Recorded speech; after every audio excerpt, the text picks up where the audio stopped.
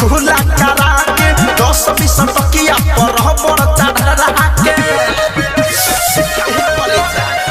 घरे ललहिनी हम खुला करा के 10-20 टकिया पर बड़ चढ़ा के तोह ठहरा आया खबल कवना परे किया रे धर हाथ मन करे जवना परे कितना पे रही बे बिछवना परे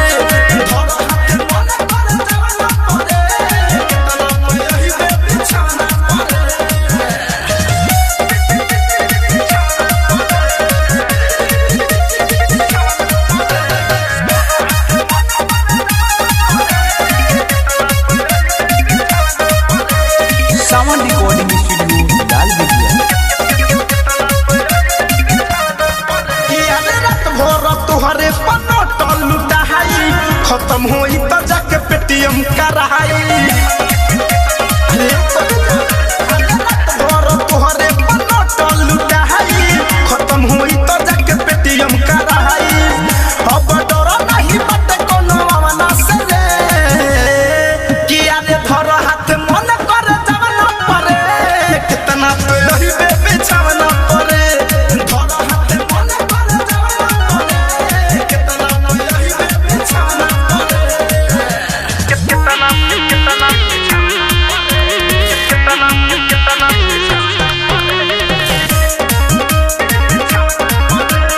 सावन रिकॉर्डिंग स्टूडियो लाल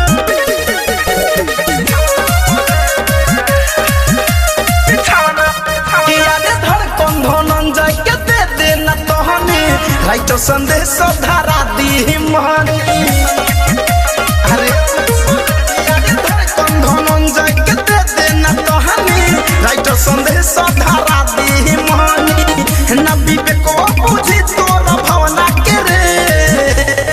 किया रे धर हाथ मन करे जवना परे कितना पे रही बे बिछवना परे धर हाथ मन करे जवना परे कितना पे रही बे बिछवना